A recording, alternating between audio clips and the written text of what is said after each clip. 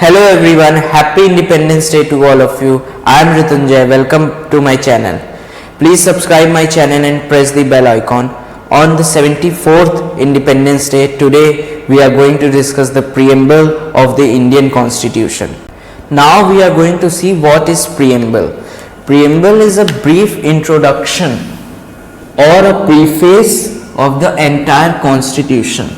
मतलब कि preamble constitution के आइडियल्स को बताता है कि कॉन्स्टिट्यूशन किस तरह के आइडियल्स पे बेस्ड है. इसको आप एक तरीके का प्रीफेस मान सकते हैं या इंट्रोडक्शन मान सकते हैं प्रीएम्बल को, कि ये बताएगा कि किस चीज़ों पे बेस्ड है कॉन्स्टिट्यूशन. जैसे कि आप लोग कई बुक्स में देखे होंगे कि प्रीफेस पेज होता है बुक्स का मेन चीज़ स्टार्ट होने से पहले, तो आप कॉन्स्टिट्यूशन का प्रीफेस प्रीएम्बल को मान सकते हैं. Preamble is considered as heart and soul of the constitution. मतलब कि सुप्रीम कोर्ट ने भी इसे कहा था कुछ बाद के जजमेंट्स में कि preamble is heart and soul of the constitution. Preamble is basically based on the objectives of Jawaharlal Nehru which was drafted in the constituent assembly. अब सुप्रीम कोर्ट ने इसको भी कॉन्स्टिट्यूशन का पार्ट माना था, तो इस वजह से इसमें भी अमेंडमेंट हो सकते हैं अंडर आर्टिकल 368.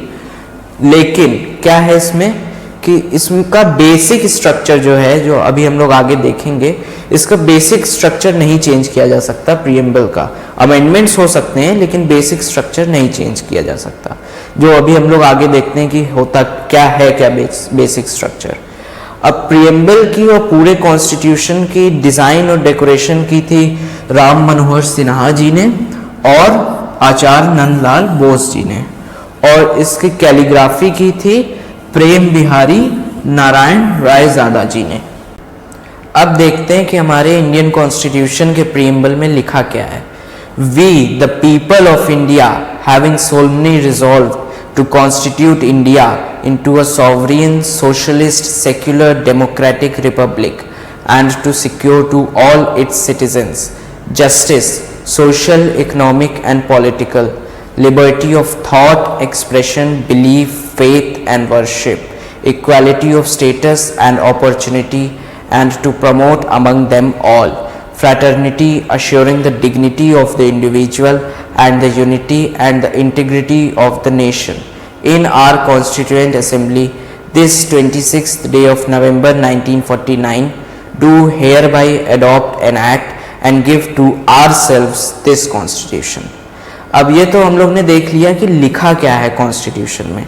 अब एक थोड़ी सी चीज़ जान लेते हैं कि ये सोशलिस्ट वर्ड, सेक्युलर वर्ड और इंटीग्रिटी वर्ड, ये तीन वर्ड्स 42nd अमेंडमेंट जो 1976 में हुआ था उसमें प्रीएम्बल में ऐड किए गए थे.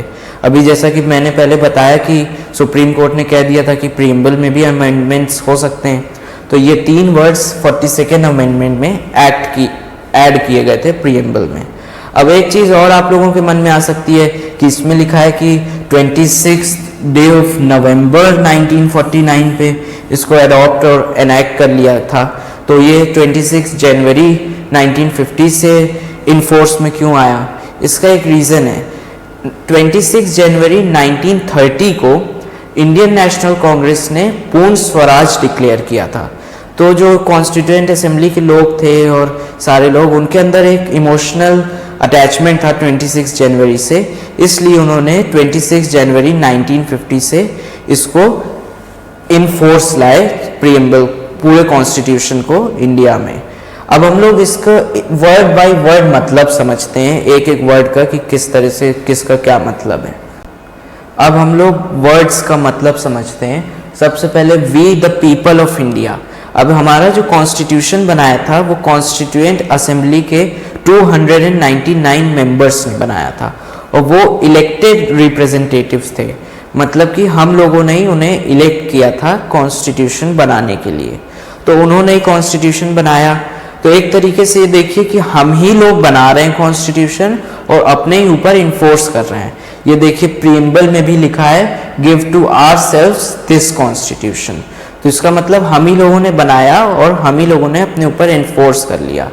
अब इसका ये भी मतलब है कि देखिए हम ही लोग इलेक्ट करते हैं, वो फिर डिसीजंस लेते हैं, तो एक तरीके से इंडिया के सिटीजन्स ही इंडिया के मालिक हैं।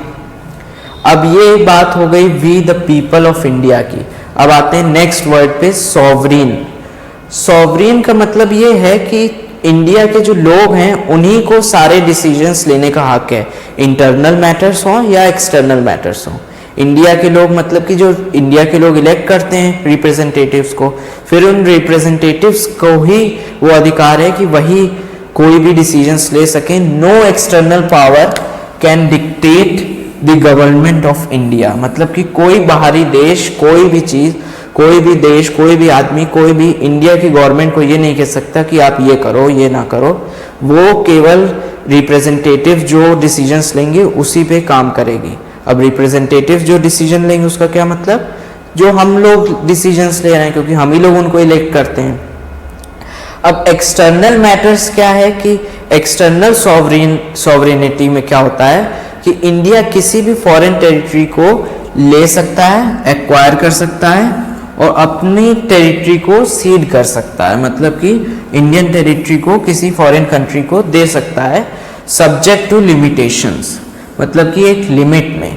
अब लेकिन इसमें एक चीज होती है कि आप फॉरेन टेरिटरी को बिना किसी कॉन्स्टिट्यूशन अमेंडमेंट के ले सकते हैं, लेकिन इंडियन टेरिटरी को बिना कॉन्स्टिट्यूशनल अमेंडमेंट के किसी कंट्री को दे नहीं सकते। जैसा कि 2015 में हुआ था, अराउंड 17,000 एकड़ जमीन लैंड बांग्लादेश को इंडिया ने दिया था, 100th अमेंडमेंट हुआ था उससे, और अराउंड 7,000 एकड़ जमीन ले भी लिया था बांग्लादेश से। तो ये एक एग्जाम्पल हो गया। अब इंटरनल मैटर्स क्या है कि एक तरीके का रिलेशनशिप हो गई बिटवीन स्टेट्स एंड इंडिविजुअल्स, मतलब कि उसमें भी कोई बाहरी चीज ये नहीं कह सकते कि यहाँ के लोगों को ये करना है, ये करना है। वो एक तरीके के रिलेशनशिप से ही रहेंगे और काम भी एक तरीके का, जैसे मान लीजिए रिप्रेजेंटेटिव्स के उससे ही काम करेंगे इंडिया में। अब आते हैं नेक्स्ट वर्ड पे, सोशलिस्ट। ये वर्ड जैसा कि मैंने बताया था कि 42nd अमेंडमेंट जो हुआ था 1976 में, उसमें ये वर्ड ऐड किया गया था प्रीएम्बल में। अब इंडिया का जो सोशलिज्म है वो एक डेमोक्रेटिक सोशलिज्म है। अब इस पे बाद में आते हैं, पहले देख लेते हैं सोशलिज्म क्या है। सोशलिज्म में क्या होता है कि गवर्नमेंट कुछ पॉलिसीज लाती हैं वो सोशल इकोनॉमिक इनइक्वालिटीज को रिड्यूस करने के लिए, मतलब कि जो अमीरी गरीबी का जो डिफरेंसेस होते हैं उसको कम करने के लिए गवर्नमेंट पॉलिसीज लाती है, इसी को सोशलिज्म कहते हैं। जो इंडिया में सोशलिज्म है वो डेमोक्रेटिक सोशलिज्म है। लेकिन अब जैसे एक एग्जांपल ले लीजिए, चाइना का जो सोशलिज्म है वो कम्युनिस्ट सोशलिज्म है। वहाँ पे ये इनइक्वालिटी ये जो रहती है सोशल इकोनॉमिक, उसको कम करने के लिए किसी को फोर्स किया जा सकता है। जैसे मान लीजिए कोई काफ़ी अमीर है, काफ़ी पैसा है उसके पास, उसको वहाँ की गवर्नमेंट फोर्स कर सकती है कि नहीं आपको ये चीज़ हमें देनी होगी। लेकिन इंडिया का जो है सोशलिज्म वो डेमोक्रेटिक सोशलिज्म है। जैसे कि एक एग्जांपल है जो EWS हमारी गवर्नमेंट लाई थी, इकोनॉमिक वीकर सेक्शंस के लिए रिजर्वेशन, वो भी एक तरीके की सोशलिस्ट पॉलिसी थी जिससे कि इकोनॉमिक डिफरेंसेस कम हो सकें। और इससे देखिए कि ये डेमोक्रेटिक है। लेकिन अगर वहाँ का होता चाइना का, तो कोई चीज़ में एकदम फोर्स कर दिया जाता कि नहीं ये आपको करना ही है। लेकिन इंडिया का देखिए ये डेमोक्रेटिक सोशलिज्म है। अब नेक्स्ट वर्ड है सेक्युलर। सेक्युलर वर्ड भी 42nd अमेंडमेंट जो 1976 में हुआ था उसी में प्रीएम्बल में सेक्युलर वर्ड को ऐड किया गया था। अब सेक्युलर वर्ड का क्या मतलब है कि सिटीजन्स को कंप्लीट फ्रीडम है, मतलब पूरी फ्रीडम है किसी भी रिलीजन को फॉलो करने की और किसी भी रिलीजन को प्रोपोगेट करने की। मतलब कि कोई भी सिटीजन इंडिया का किसी भी रिलीजन को फॉलो कर सकता है और किसी भी रिलीजन का प्रचार कर सकता है। लेकिन इंडियन स्टेट किसी भी रिलीजन को अपना ऑफिशियल रिलीजन नहीं डिक्लेयर कर सकता या स्टेट रिलीजन नहीं डिक्लेयर कर सकता, ना ही किसी भी रिलीजन को फॉलो कर सकता है इंडियन स्टेट। अब सेक्युलर का मतलब हिंदी में क्या है, पंथ निरपेक्षता। अब आप लोग ये देखिए, पंथ निरपेक्षता है, धर्म निरपेक्षता नहीं। पंथ मतलब क्या होता है, रिलीजन। अब जो धर्म वर्ड है ये हमारे कल्चर में पहले एक धर्म का मतलब ट्रुथ कहा जाता था। गीता में भी जैसे कहा गया है कि अपने कर्तव्यों और दूसरों के अधिकारों का समन्वय, ये धर्म है। इसको आप लोग मान लीजिए कि ट्रुथ है धर्म। तो इसमें देखिए कि ट्रुथ मतलब धर्म को नहीं लाया गया, इसमें रिलीजन है, मतलब कि पंथ निरपेक्षता। किसी भी रिलीजन के पक्ष में सरकार या इंडियन स्टेट नहीं जा सकता, धर्म की बात यहाँ नहीं हो रही है। अब इसका ये भी है कि गवर्नमेंट हर रिलीजन को, ऑल रिलीजन को और उसके बिलीफ्स और प्रैक्टिसेस को इक्वल रिस्पेक्ट से देखेगी। मतलब कि सारे रिलीजन, सारे उसकी बिलीव्स प्रैक्टिसेस गवर्नमेंट के लिए इक्वल हैं, कोई भी नीचा नहीं है, कोई भी ऊंचा नहीं है। ये सेक्युलर का मतलब है। अब नेक्स्ट वर्ड है डेमोक्रेटिक। डेमोक्रेटिक तो आप लोग इसका मतलब जानते ही होंगे। Democratic is a form of government where people enjoy equal political rights. मतलब कि पीपल पॉलिटिकल राइट्स को एंजॉय करते हैं यूनिवर्सल एडल्ट फ्रेंचाइज से। यूनिवर्सल एडल्ट फ्रेंचाइज तो आप लोग 6th में भी पढ़े, 7th में भी पढ़े कि 18 ईयर्स या उससे ऊपर के जो एडल्ट हैं उनको सारे लोगों वोट डाल सकते हैं। मतलब कि 1 वोट मतलब 1 पर्सन 1 वोट 1 वैल्यू। मतलब कि जैसे कोई बहुत अमीर है तो उसकी वैल्यू वोट की बढ़ नहीं जाएगी, या कोई बहुत गरीब है तो उसकी वैल्यू कम नहीं हो जाएगी। सारे एक पर्सन का 1 वोट रहेगा और उसकी 1 वैल्यू रहेगी। ये है डेमोक्रेटिक का मतलब। अब आते हैं नेक्स्ट वर्ड पे, रिपब्लिक। रिपब्लिक का क्या मतलब है? जो the head of the state होता है, जैसे कि इंडिया में प्रेसिडेंट होते हैं, वो एक इलेक्टेड पर्सन होगा। मतलब जैसे इंडिया में प्रेसिडेंट हैं वो इलेक्टेड पर्सन ही होंगे, वो एक हेरिडिटरी आदमी नहीं हो सकते। मतलब कि ऐसा नहीं हो सकता कि किसी के father head of the state थे, फिर उनका बेटा हेड ऑफ द स्टेट बन गया, फिर उनका, ऐसा नहीं। वो elected person he head of the state होगा और एक फिक्स्ड पीरियड के लिए, फिक्स्ड टेन्योर के लिए। उसके बाद फिर इलेक्शंस होंगे, फिर अगर उसमें वो फिर जीत जाएगा तो फिर बन जाएगा, नहीं तो कोई और बन जाएगा। और इसका ये एक और मतलब है कि गवर्नमेंट ऑफिशियल पोस्ट पे कोई भी आदमी ऐसा नहीं कर सकता कि अब मेरा बेटा इसके बाद इस पोस्ट पे आएगा, अब उसके बाद उसका बेटा, ऐसा नहीं हो सकता। सबको इक्वल अपॉर्चुनिटी मिलेगी। अब आते हैं नेक्स्ट वर्ड पे, justice. Justice stands for rule of law, a system of equal rights, freedom and opportunities for all in a society. मतलब कि जस्टिस का मतलब एक तरीके से रूल ऑफ लॉ है, और इंडियन जस्टिस में हो जाता है social justice, economic justice and political justice. अब सोशल जस्टिस क्या है कि किसी को भी जस्टिस डिनाई नहीं किया जा सकता, उसके caste, creed, colour, religion, gender, place of birth, इन किसी भी बेसिस पे किसी को डिस्क्रिमिनेट नहीं किया जा सकता। किसी को ये नहीं किया जा सकता कि आप इस रिलीजन के हैं तो आपको जस्टिस नहीं मिलेगा, आप इस कास्ट के हैं आपको जस्टिस नहीं मिलेगा। ऐसा इंडिया में नहीं हो सकता। अब आते हैं इकोनॉमिक जस्टिस। इकोनॉमिक जस्टिस का क्या मतलब है कि किसी के बीच में जस्टिस में किसी के सिटीजन्स के बीच में डिवीजन नहीं होगा, उसके वेल्थ या इनकम के या इकोनॉमिक स्टेटस के बेसिस पे। मतलब कि जस्टिस तो उस मिलेगा ही जो सही होगा।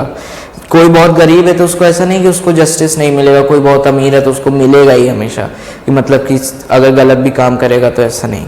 और एक और इसका मतलब क्या है कि जैसे 2 लोग किसी ऑफिस में काम कर रहे हैं, एक बहुत अमीर है एक गरीब है, तो उसका ऐसा नहीं होगा कि अमीर वाले को ज़्यादा सैलरी मिल रही है, गरीब वाले को कम पे मिल रहा है, ऐसा नहीं होगा। हमेशा जो वहाँ का फिक्स्ड पे होगा वो उसके हिसाब से ही पे मिलेगा सबको, उसमें कोई इकोनॉमिक डिविजन्स नहीं हो सकते, इकोनॉमिकल डिविजन्स। अब आते हैं political justice. Political justice means equal, free and fair opportunities to people for political processes. मतलब कि इंडियन इलेक्शंस और पॉलिटिकल प्रोसेसेस में कोई भी इंडिया का सिटीजन पार्ट ले सकता है जो 25 ईयर्स से अबव है। ये मतलब हो गया पॉलिटिकल जस्टिस। इसमें ऐसा नहीं हो सकता कि किसी को कह दीजिए कि ये किसी कास्ट का है तो ये इलेक्शन नहीं लड़ सकता, ये किसी रिलीजन का है तो इलेक्शन नहीं लड़ सकता। इसमें फ्री एंड फेयर अपॉर्चुनिटीज सबको मिलती हैं। अब आते हैं नेक्स्ट वर्ड पे, लिबर्टी। लिबर्टी मतलब freedom on the activities of Indian national, मतलब कि गवर्नमेंट किसी भी इंडियन सिटीजन पे अनरीजनेबल रिस्ट्रिक्शंस नहीं लगा सकती कि क्या वो सोचते हैं, व्हाट दे थिंक, और क्या वो एक्सप्रेस करते हैं, उस पर कोई भी अनरीजनेबल रिस्ट्रिक्शंस नहीं लगा सकती। अब इस पे ध्यान दीजिएगा, ये अनरीजनेबल रिस्ट्रिक्शंस हैं। अब कोई रूल ऑफ लॉ के अगेंस्ट जाके कोई काम कर दे रहा है, वो कह रहा है कि ये तो फ्रीडम है, हमें लिबर्टी है, तो ये नहीं, उस पर फिर रीजनेबल रिस्ट्रिक्शंस लगाए जा सकते हैं। अब आते हैं नेक्स्ट वर्ड पे, equality, very important point. Equality क्या मतलब है? All are be equal before the law, मतलब कि सारे लोग इंडियन, सारे इंडियन सिटीजन्स, प्रेसिडेंट से लेके एक डोमेस्टिक वर्कर तक, सारे लोग लॉ के आगे बराबर हैं। लॉ किसी को ना छोटा देखेगा ना किसी को बड़ा, सबको बराबर देखेगा। और गवर्नमेंट उसमें इक्वालिटी में ये मतलब है कि गवर्नमेंट सबको इक्वल अपॉर्चुनिटी दे इक्वल सर्कमस्टेंसेस में। अब ये इक्वल सर्कमस्टेंसेस में क्यों कह रहा हूँ कि अभी मैंने पहले बताया था कि जैसे EWS दिया गया, EWS की पॉलिसी लाई गवर्नमेंट, तो उसमें क्या था कि आप कहेंगे कि ये तो इक्वल अपॉर्चुनिटी नहीं दी जा रही है, लेकिन ये दूसरी सर्कमस्टेंसेस थी। उसमें क्या था कि जैसे वीकर सेक्शन जो थे, इकोनॉमिकली वीकर सेक्शन जो सोसाइटी के, उनको बढ़ावा देने के लिए वो पॉलिसी लाई गई, तो वो दूसरी सर्कमस्टेंस थी। लेकिन जब इक्वल सर्कमस्टेंसेस रहेंगी तब इक्वल अपॉर्चुनिटी मिलेगी सभी को। अब नेक्स्ट वर्ड है फ्रेटर्निटी। फ्रेटर्निटी में क्या है, मतलब कि हम लोग को एक मेंबर्स ऑफ फैमिली की तरह बिहेव करना चाहिए। हम मतलब सारे इंडिया के सिटीजन्स को एक भाईचारे के साथ रहना चाहिए, ब्रदरहुड, और एक बिहेव करना चाहिए कि हम लोग सब एक ही फैमिली के लोग हैं। किसी को इन्फीरियर नहीं दिखाना है, किसी के साथ ये कम्युनलिज्म नहीं करना है, और कोई कास्टिज्म नहीं करना है। मतलब कि सबको अपने साथ रख के भाईचारे के साथ सबको अपने साथ मिला के चलना चाहिए। अब हम लोग ने वर्ड्स के मतलब तो समझ लिए, लेकिन अभी थोड़ी देर पहले मैंने बताया था कि सोशलिस्ट, सेक्युलर, और उसके साथ एक और वर्ड इंटीग्रिटी हमारे प्रीएम्बल में 42nd अमेंडमेंट में जो 1976 में हुआ था उससे ऐड हुए थे। अब थोड़ा सा हम लोग यूनिटी और इंटीग्रिटी के बारे में बात कर लेते हैं। अब आप लोग जैसे जानते हैं कि इंडिया काफ़ी डाइवर्स कंट्री है, डिफरेंट रिलीजन्स हैं, डिफरेंट कास्ट हैं। तो यूनिटी का क्या मतलब है कि यूनिटी इन डाइवर्सिटी, जो हमारी डाइवर्सिटी है लेकिन हम फिर भी यूनाइट होके रह रहे हैं, तो वो चीज़ हो गई यूनिटी। और इंटीग्रिटी क्या हो गई? हमारी एक पहचान, हम सब की, मतलब कि सारे लोगों की एक पहचान हो गई इंटीग्रिटी। अब जैसे कि आप एक एग्जांपल लीजिए, ये एक पंजा है। अब इसमें 5 अलग अलग, ये 4 उंगलियां, एक थंब है, सबके डिफरेंट साइजेस हैं, लेकिन अब ये सब एक ही पंजे में, तो ये आप समझ लीजिए यूनिटी इन डाइवर्सिटी। अब लेकिन जब ये मुट्ठी फिस्ट बन जाता है तो ये समझ लीजिए इंटीग्रिटी, और इससे जो ताकत आती है वो भी इंटीग्रिटी हो गई। तो आज हम लोगों ने प्रीएम्बल पे बात कर ली। अब बहुत जल्दी मेरा नेक्स्ट वीडियो आएगा जो क्लास 8 सिविक्स के फर्स्ट चैप्टर पे होगा, जो द इंडियन कॉन्स्टिट्यूशन, वो उसमें हम लोग उसको डिस्कस करेंगे। तो अगर ये वीडियो आप लोगों को पसंद आया हो तो लाइक और शेयर करिए, और चैनल को सब्सक्राइब करिए और बेल आइकन दबाइए। Once again very happy Independence Day to all of you. Thank you, bye bye.